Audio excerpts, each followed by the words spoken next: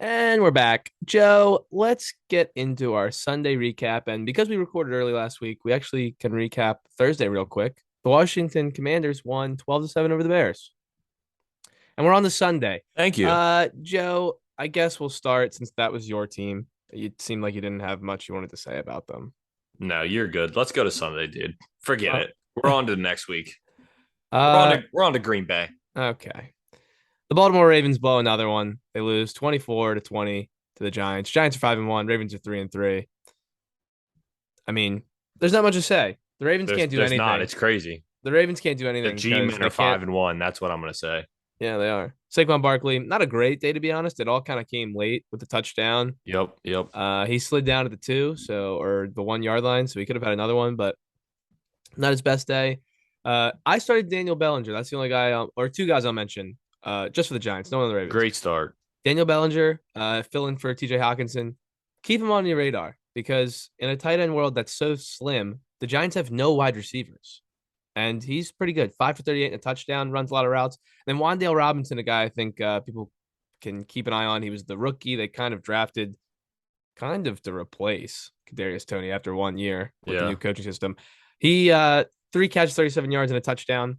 That's not like something you're going to desire, but again, there's no one catching footballs in New York, so there's got to be someone to do it. Let's go to our next matchup. In Atlanta. God, what a bad game. The 49ers Crazy. lose to the Falcons 28-14. Both teams are 3-3. Both of these teams are 3-3. Marcus Mariota threw the ball 14 times. He was 13 of 14, so the completion percentage great. But I mean, like I said, I sat Drake London this past week. I mean, you have to. Yeah, you do, unless you see something else. I mean, they're And becoming the Bears. They don't. I mean, this game just went the complete opposite way that San Francisco likes to play the game, which is pound the rock, hold the ball for a long time, and dominate on defense and end up winning the game. But I believe there was it a block punt or was it a fumble six? Something. I think there was a defensive touchdown. Um, but all I know is that Atlanta kind of got ahead early, and that really changed the game script for San Francisco. And I don't think that they were prepared for that in the slightest. Jimmy G threw the ball 41 times. I don't think that they would love for that to No. happen. He threw 2 touchdowns, 2 interceptions. Like I said, there's only 16 total carries. Obviously, Jeff Wilson had 7 of them, Debo 2. I mean, 3 40 of those total are, carries for Atlanta. Oh yeah. my So, I God. mean, that's what they want that to be flipped. George Kittle did have 8 catches. I mean, Ayuk, Kittle, and Debo, you're happy if you started any of them. Obviously, you're probably not starting Ayuk, most people, but, and then Huntley and Algier both had 15 plus carries for 51 and 59 yards. Neither of them found the end zone, though. Mariota did. And yeah, Kyle Pitts found the end zone as well, but you're really not happy with 3 for anybody in 19. Atlanta unless you had to play. Yeah, just Take that disgusting. touchdown out because that's his second career touchdown. So you're Yeah, not expecting a lot. He still was 3 for 4.9. 19. Yeah. Come on. You can't do that. So yeah, You done with this weird game? Because one. I am. Yep. Browns, Patriots. Patriots roll the Browns. 38-15 in Cleveland. New England, three Ramondre and three. Stevenson, baby. Come on. Browns, 2-4. Uh ooh, good by you. You sat Nick Chubb. 12 for 56. Hunt was only 4 for 12. I mean, Yeah. Amari Cooper's having a rough day, but he got into the end zone late, which saved me in another league and probably the Yep. Amari Cooper That people. that But saved 12 his fantasy targets, week. led by a mile. The next closest was 6. Yeah. So, I mean, Amari Cooper, I still think has been a great value this year. I didn't think he was going to be that guy, but I mean, the Browns have nowhere else to throw the football. Yeah, I know. I mean, they have David Njoku, but I mean, the passing game on the other side, 4 players had 4 catches, which is shocking. Uh, four for 64 for Devontae Parker, 4 for 61 for Hunter Henry and a touchdown, 4 for 60 for Jacoby Myers, and 4 for 37 and a touchdown for what's his first name, Tyquan Thornton. And for actually another guy, Bailey 4 catches Zappi. for Ramondre Stevenson. Zappi 24-34 for 309 and 2 I touchdowns. know. I mean, good for Bailey Zappi, dude. We were talking about it on Sunday. This is like it's kind of similar to Tom Brady. We were Oh, talking about. come I'm just on. saying the later drafted rookie. Now with Mac Jones after a couple years, like Bledsoe or whatever his name was, the other quarterback Bledsoe. in front of Tom. Like it just that kind of makes sense if you really connect some dots. Maybe Bailey Zappi's the truth. It's like no, just Tap one tap. game, but you never know. I mean, Ramondre Stevenson was the highlight for this game. Found the end zone twice, had a 4 yards per carry. Just good day for him on the ground and in the air. And the Patriots rolled the Browns. To Green Bay, the Jets 27, the Packers 10, 4-2 Jets. Jets, 3-3 Green Bay. Soup texted me several times that he's no longer a Ravens fan. He is solely a Jets fan, so he's living high. Zach Wilson threw the ball 18 times, completed 10 passes. So when I That's a said starting earlier, quarterback in our league. so so when I said earlier, you can't really start. I mean, I guess Corey Davis is the guy, but I mean, really, what's the ceiling for him? I Yeah, I mean, mean, he caught he 2 for two 52. catches. 2 for 52. I mean, he No caught one it caught caught a more deep than ball. two balls on this team. Nope. Brees Hall is the answer. 20 for 116 and a touchdown. I think he had a long touchdown run too, I mean, he's like 34-yarder, I at believe. any point he can break one, it seems like. So the Jets are winning games. The Packers look terrible again. Aaron Rodgers looks like he is so done with this. But I Mm-hmm. will say one thing. AJ Dillon, Aaron Jones, they were saying on the radio, why like AJ Dillon is a great guy. I think he's a good running back, but Aaron Jones is a different level player with the He is. explosiveness. Aaron Yep. Jones should be given 80% of the carries, maybe even 90% of the carries on this AJ team. Dillon out carried him in this game. I mean, I don't understand. Like, it's just weird. They were talking about how, like, sometimes when a team is forced just to use one guy, it works. Deion Jackson was Yep. given all the workload and he was very productive. When you're constantly moving guys in and out, I don't know. But I will say Robert Tonyan had a good day, and Alan Lazard continues to just score touchdowns. Alan Yes, Lazard he is does. the best. He's the guy you want on this receiving because he 100%. scores a touchdown every week. Yeah, 9 targets, only 4 catches, 76. Romeo Dobbs had that little 2 weeks where we thought he was going to kind of take over this wide receiver core, but Alan Lazard has been the most Just steady. yeah, the steady of them all, the steady Eddie of that group. I mean, Romeo Dobbs did have 9 targets, which matches Lazard, but 4 for 21 and no touchdowns instead of 4 for 76 and 1 touchdown for Lazard. Yeah, I don't have anything else to say about this game. Just go Jets, I guess. Indianapolis is 3-2-1. They beat the Jaguars 34-27. Jacksonville drops to 2-4. This game was back and forth. Matt Ryan threw the ball 58 times. 58 times. A lot of them to Michael Pittman. Deion Jackson. I was listening to it on the way up. I was so ecstatic. He's probably my favorite player, and I don't even know if I'll roster him next week. I don't know what his role is after 12 carries, 42 yards, and a touchdown. He had 10 catches. 10 catches for 79 out of the backfield. Unbelievable. They were saying he was getting the Jonathan Taylor work, and he was also getting the Naeem Hines. Yep, exactly. They just used one guy. Well, he got hurt, so I guess maybe that's why you don't do it. But I mean, there's something to be said about using a guy who is clearly the better running back more than not. Yep.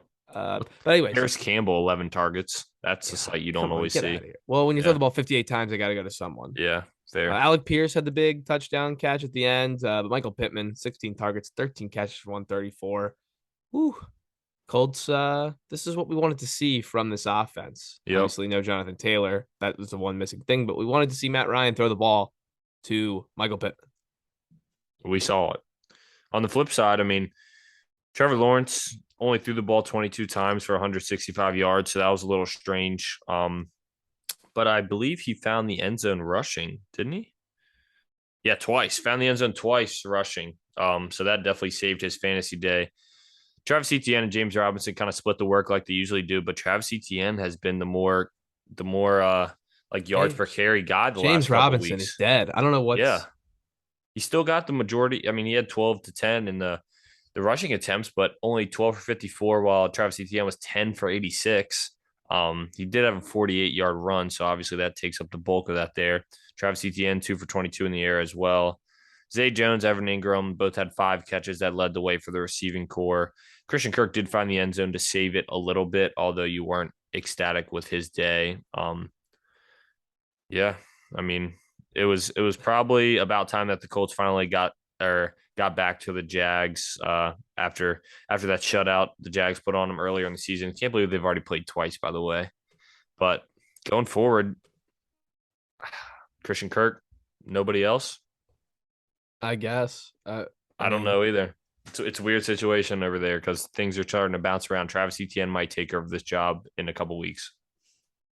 The Dolphins lose to the Vikings at home, 24-16. Miami now 3-3. Minnesota's 5-1. I don't think they necessarily win any game pretty, at least for 4 quarters, but No, they get it definitely not. done. Dalvin Cook 13 for 77, 1 touchdown. Mostert 14 for 49, nothing there. That was the pretty much the main stuff in the running game. Do you I'll let you see take the receiving. before we go to the receiving game? So 13 for 77 and one. All right, good, great stat line, right? Yeah, A the long. 53 long. That was it. So 24 yards on 12 carries. So he averaged 2 yards a carry on the other 12 carries that he had. But Don't sleep on Kirk Cousins. 2 carries football. for -5 yards with a Yeah. long of -1. Shout out Kirk and his rushing ability. I That doesn't mean, even make any sense. His long was -1. That means the other carry must have been -4. well, -4 isn't longer than -1. It's shorter. Oh, you're right. I'm thinking. It's less. Sorry.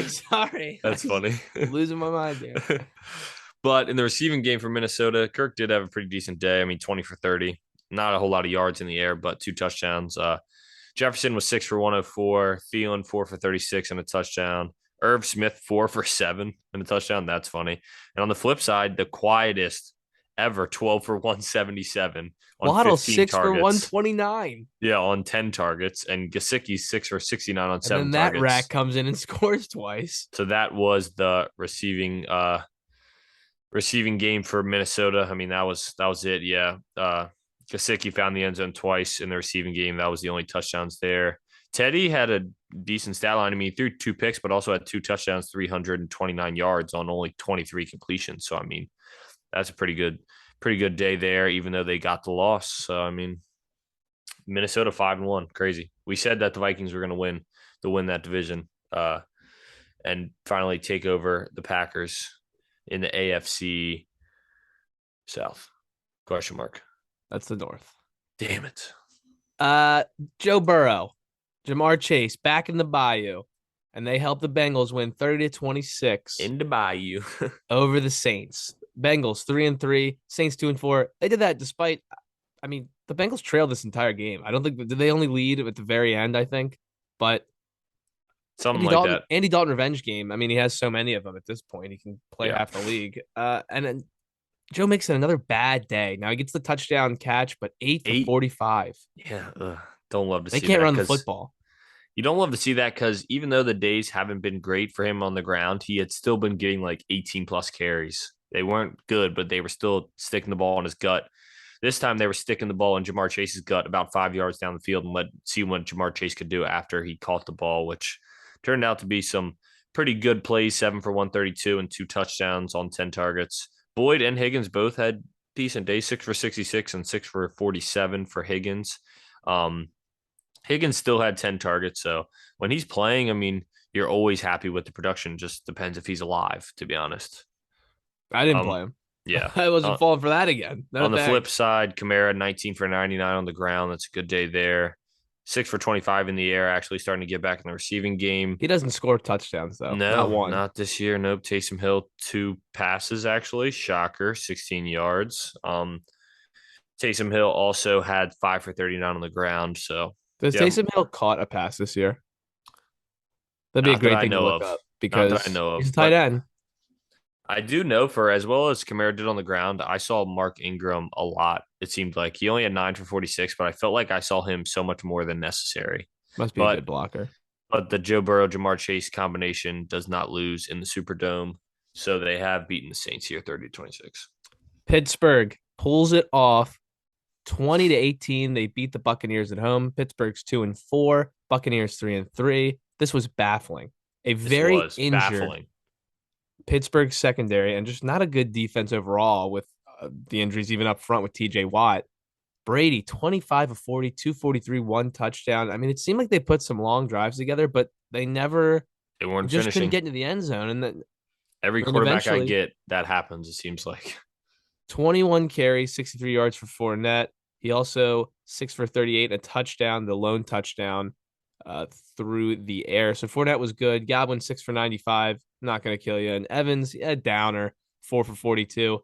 But I mean, this offense, what is going on? Brady was absolutely letting the offensive line hear it on the sideline, from what I heard. Pittsburgh side, obviously Pickett was concussed. He left. Mitch Trubisky came in. Both of them threw a touchdown apiece. The Pittsburgh offense still wasn't good. I mean, Mm-mm. Najee Harris gets bailed out. Not bailed. I mean, he did it during the. He gets a touchdown reception kind of down near the goal line. But besides that, 14-42.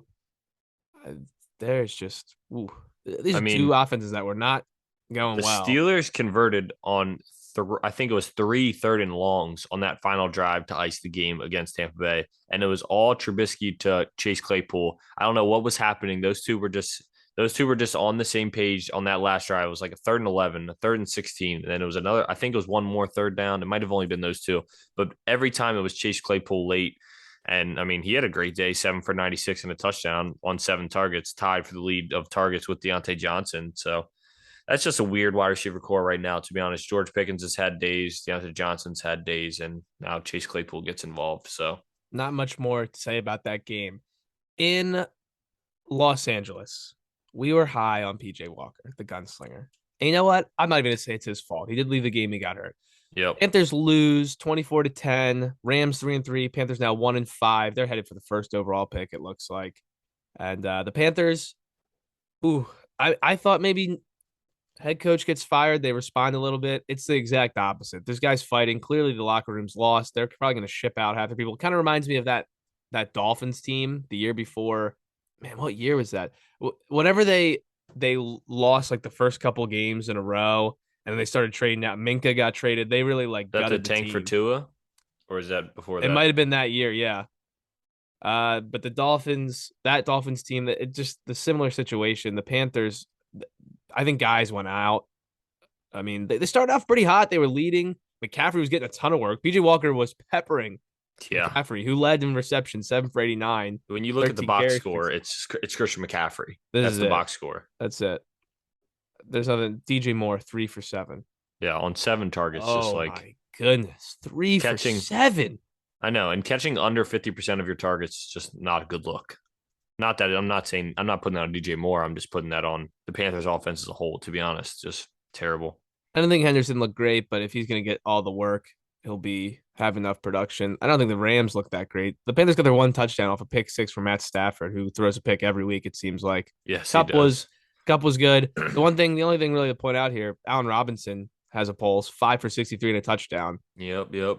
That's really, I mean, not a lot to talk about here. I feel like.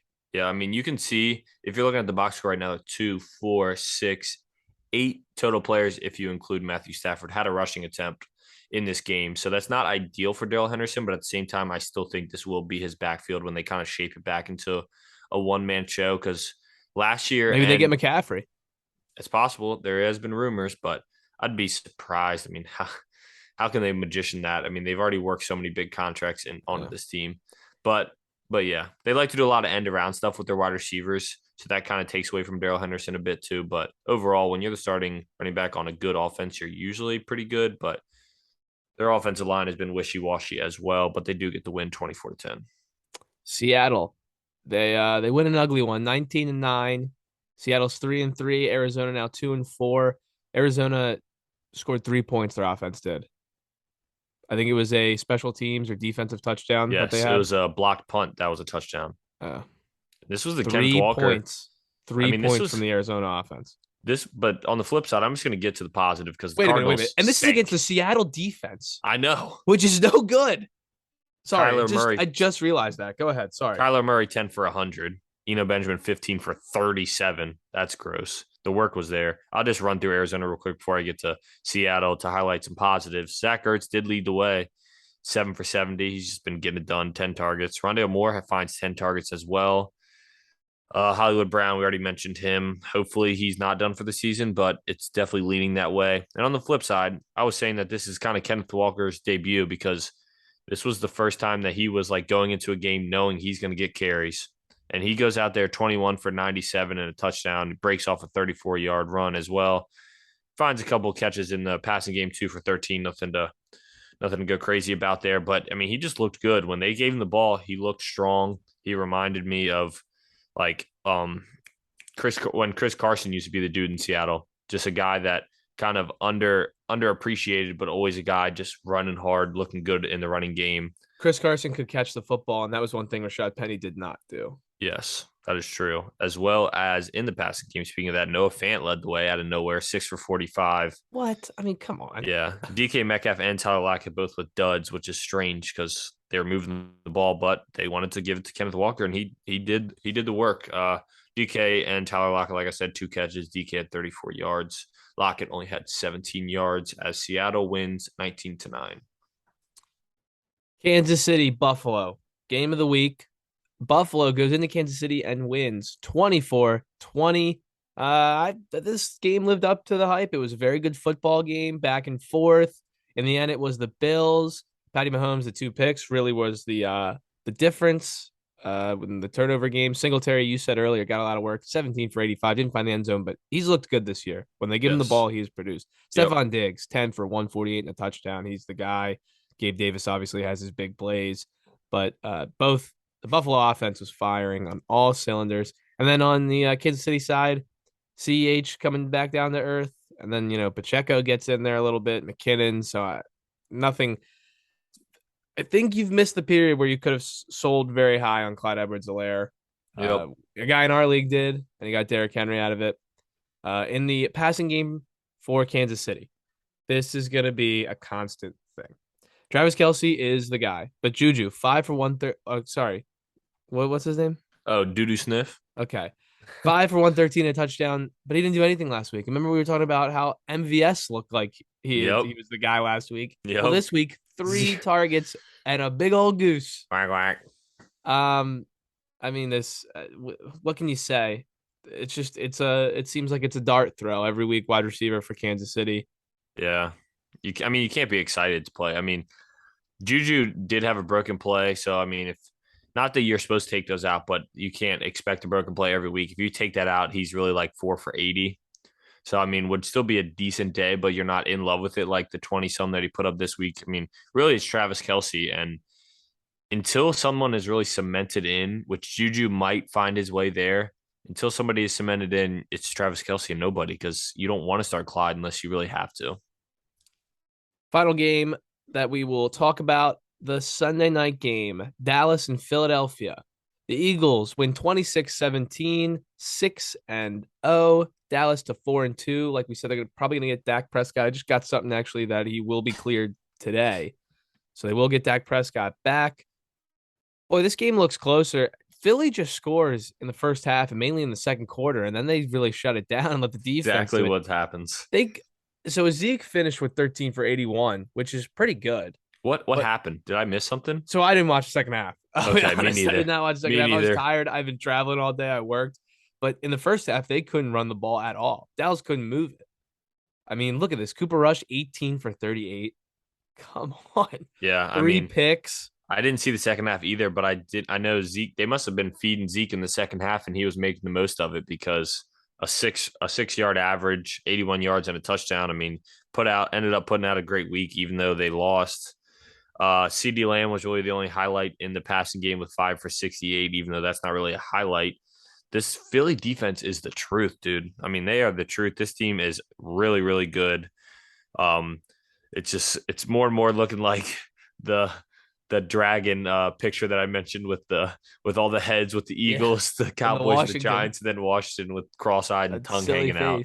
Yeah. Miles Sanders has continued to look good, by the way. I know we said earlier that Soup was expecting a big day. Not the best day, but 18 for 71 a touchdown. I'll take it every yeah, time. I mean, I think Miles Sanders lived up to his part of that bargain that Soup needed to have a maybe victory against Jackson, but Jalen Hurts only finishing with like 15 or 16 fantasy points.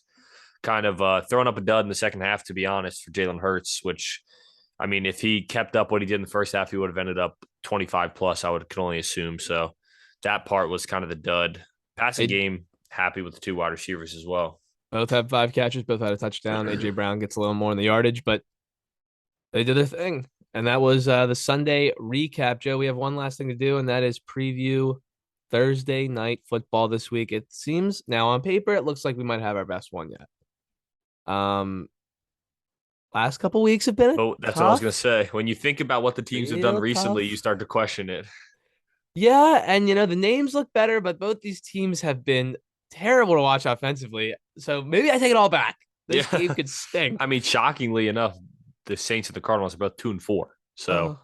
we're going up with a combined And the 4-8 Cardinals that record. are at home. What is the date Yeah. of this? And they So if never the win at home. Cardinals do not win this game on October 20th, they won't play again till after October 24th. It'll be a calendar year since they've won a home game. I mean, I don't even know what to say. The Cardinals have been abysmal this year. I expected so much. Usually, the past couple of years, they've been the team that comes out of the gate hot, like kind of like the Eagles right now. Like, wasn't it just last They year were that they 7-0. were like, yeah, thank you, exactly. And then they would drop off a little bit, but this year they're just coming out of the gate looking awful. And I mean, I guess this DeAndre Hopkins should make this better. This should be DeAndre DeAndre Hopkins will be first making game his back. debut of the season. Yeah, and I think the Saints are going to be getting their wide receiver core back too. So, and maybe Jameis Winston will come back. Maybe we're just looking for a shootout on Thursday night. We're due for one. This is what I want. Ready? Both these teams have black jerseys. Both these teams have brand new black helmets. They should all wear black, Oh my and then God. it'll just be madness. We'll Everyone be can clueless. yeah, that's what I want. That'd be interesting. Guys just flying around, have no idea who's on their team. Oh my goodness. Anyways, the spread currently 1.5 point favorites are the Cardinals at home. Over under 45 points. Golly, where do I lie on that? I don't know. Injury report. They don't really give you one this early, which is stupid. It still says Michael Thomas is out, but they said they expect him back. It's really, do I think I don't know. I was gonna take the Cardinals, but now I don't know. Do I think that the Cardinals suck that bad, or do I think the Saints defense is good enough? Which one do I think? I don't know. This is probably the toughest pick of the year. I'm gonna take. Do I think the Cardinals suck? I'm gonna take the Saints. God, I wanted you to take the Cardinals because I wanted to take the Saints. I wanted to take the Cardinals, but that makes too much sense. So we're supposed to switch? Okay, I'm on the taking Saints too. I'm on the Saints too. The Cardinals suck. Yeah. Decided. Cardinals all right, suck. So, and by the way, Cardinals will get the debut of Robbie Anderson. Yeah, you're right. Cardinals gonna be running out 2 wide receivers that we haven't seen play for them this year yet. Yep. We'll get Robbie. Well, yeah, right. Kyler Murray off script, dangerous. You'd think he's got to learn the playbook, but you'd think he'd play. Yeah, probably. Maybe not a snap count per se, but probably playing a limited amount of snaps just based upon the terminology that he knows and like the plays that he knows, because I'm sure he's going to have to. Robbie Anderson, except for that 1 year where McCaffrey was out and he was kind of like their short yardage guy, Robbie Anderson's route tree consists of a go route, a post, and a corner. Yep, so exactly. He doesn't really need to know much. Nope. Anyways, that's the episode. Like I said, I guess we'll have to officially come back on Saturday to update you, but I think I got to win this week, guys. How about that? If you secure the dub by Saturday's episode, we'll start off with some crazy music. We'll throw a big shindig on the podcast. We'll go nuts. How about this? We'll get a guest for next episode. We haven't had one in a while. Yeah, that's a good point. Shake it up. Let's do it. Anyways, that was the Eastside Fantasy Football Podcast. Joe, do you want to plug some stuff real quick? Of course, we do have a Twitter account. It is at EastsideFF on Twitter, capital ES and FF. Go ahead and follow us on there if you have not already. Also, these podcasts will be posted on Apple and YouTube, both at Eastside Fantasy Football Podcast. I say it every time. Thank you guys for listening. Do appreciate all the boys listening. I love seeing everybody this weekend, so shout out to you guys. I love you all. And yeah, hopefully you got to win if you're not in our league. Like Joe said, give us a follow, share it with your friends. Hey, Thursday Night Football, we just talked about it. Hopefully, we're getting deeper in October. It's spooky season. I'm sick of these scary, terrible games. Let's get a good one. Let's do it. For Nick Testoni and Joe Briner, this was the Eastside Fantasy Football Podcast. Have a good one. Good luck on your Monday night miracles.